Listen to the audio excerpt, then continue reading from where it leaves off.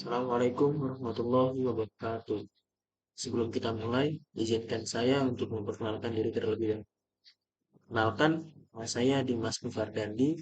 Saya seorang mahasiswa psikologi, dan pada kesempatan kali ini, saya akan membahas tentang remaja dan warna-warni. Kenapa remaja dan warna-warninya? Karena masa remaja adalah masa yang paling indah dan masa yang paling berwarna. Karena pada saat ini, pada masa ini, kita itu mulai mengalami jatuh cinta, walaupun cintanya itu cinta monyet ya, dan juga kita sudah mempunyai banyak teman. Kemudian, kita juga pada masa ini akan mengalami beberapa perubahan. Nah, siapakah remaja itu? Menurut Erik Erikson, remaja adalah mereka yang memiliki rentang usia puber sampai dengan 17 tahun. Usia puber itu kan sekitar usia 12-13 tahun. Usia yang sama seperti teman-teman SMP yang hari ini akan saya berikan materi ini ya. Nah, pada masa ini, pada masa remaja, anak-anak itu lebih senang menghabiskan waktu dengan teman sebayanya dibanding dengan keluarganya. Kenapa mereka melakukan ini? Karena mereka itu melakukan ini dengan tujuan untuk mencari jati diri mereka. Nah, seperti yang sudah saya bilang di awal, pada saat masa remaja, kita itu mengalami beberapa perubahan. Nah, perubahan apa saja yang kita alami? Perubahan ada tiga. Yang pertama ada perubahan fisik, yang kedua ada perubahan emosional, dan yang ketiga ada perubahan sosial. Kenapa perubahan fisik ini yang pertama? Karena perubahan fisik ini terlihat ya. Misalnya pada anak laki-laki, pada remaja laki-laki, dia sudah mengalami mimpi basah, suaranya lebih ngebas, atau sudah mulai tumbuh jakun. Dan pada remaja perempuan, mereka sudah mengalami masa menstruasi. Kemudian yang kedua ada perubahan emosional. Nah, perubahan emosional ini seiring dengan berkembangnya intelektual dan kemampuan berpikir seorang remaja, jadi mereka ini sudah bisa membuat pendapatnya sendiri.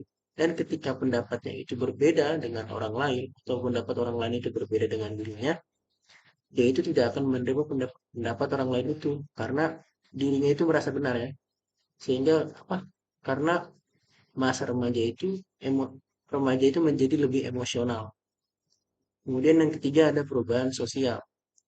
Perubahan sosial seperti yang sudah saya bilang tadi, remaja itu lebih senang menghabiskan waktunya di luar rumah dengan teman sebayanya dibanding dengan keluarganya.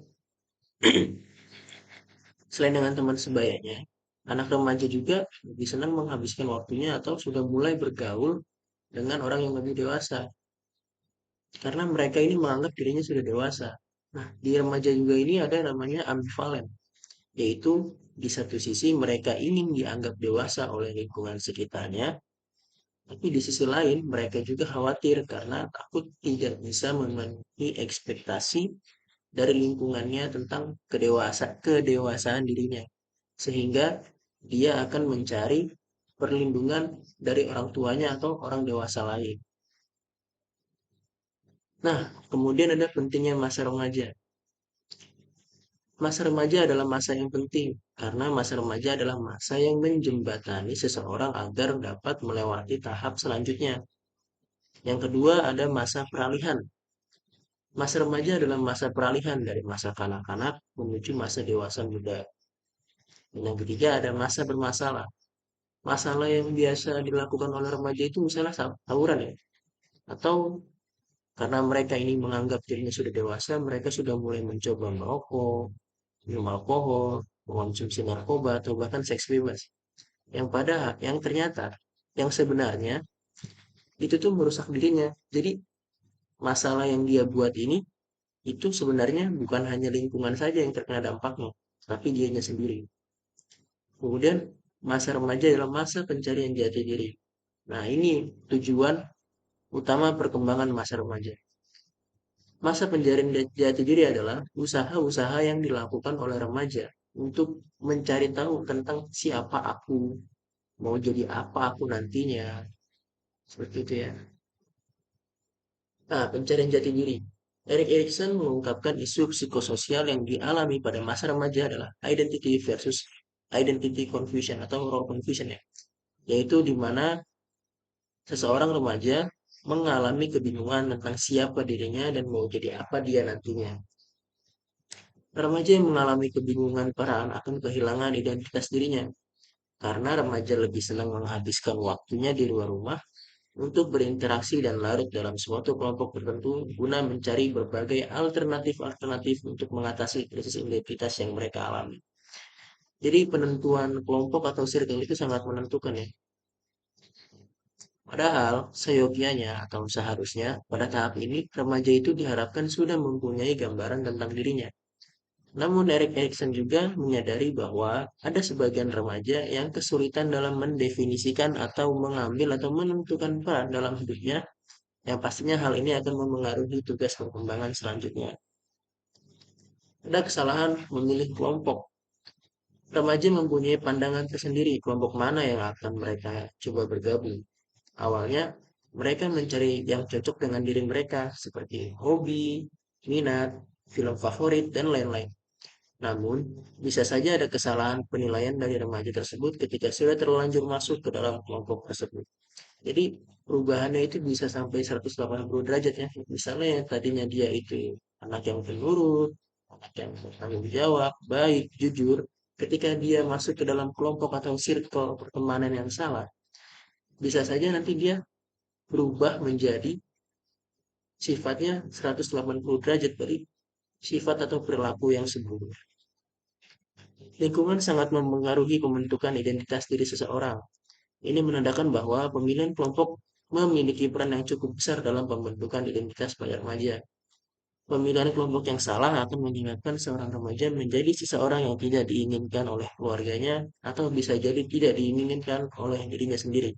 Jadi timbul rasa kekecewaan pada dirinya sendiri.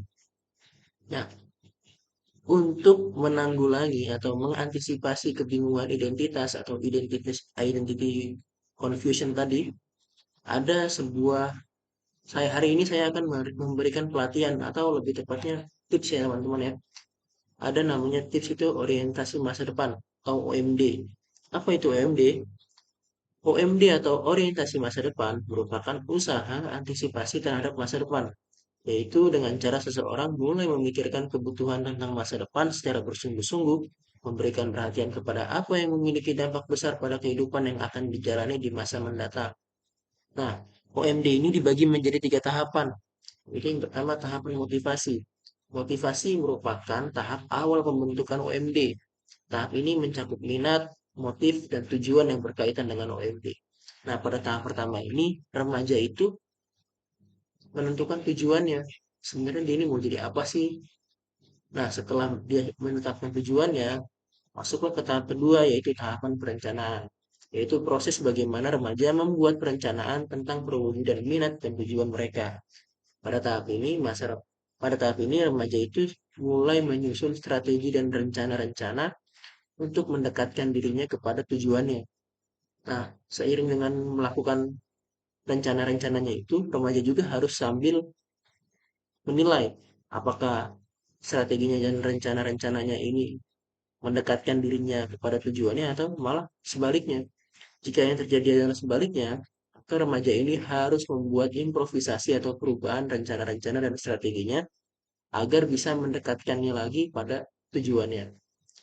Yang ketiga ada tahapan evaluasi. Pada tahap ini, konsep diri memainkan peranan yang penting, terutama dalam mengevaluasi kesempatan yang ada untuk mewujudkan tujuan dan rencana sesuai dengan kemauan individu. Nah, kita sudah sampai pada akhir kesimpulan ya teman-teman. Jadi setelah beberapa materi yang sudah saya sampaikan dapat disimpulkan bahwa remaja adalah tahap perkembangan yang terjadi pada usia puber, yaitu usia 12 sampai 13 tahun sampai dengan 17 tahun. Nah, pada tahap ini merupakan masa peralihan dari masa kanak-kanak menuju dewasa. Isu psikososialnya adalah identity versus identity confusion atau identitas versus kebingungan identitas. Kemudian ada pemilihan kelompok dan idola sangat berpengaruh dalam membentuk identitas seorang remaja. Untuk mengantisipasi kebingungan identitas ada sebuah tips yaitu OMD atau orientasi masa depan. OMD itu adalah usaha-usaha yang dilakukan untuk memprioritaskan orientasi masa depan si remaja. Baik, sudah selesai teman-teman. Terima kasih atas perhatiannya. Apabila ada kesalahan kata, mohon dimaafkan. Kurang lebihnya mohon maaf. Wassalamualaikum warahmatullahi wabarakatuh.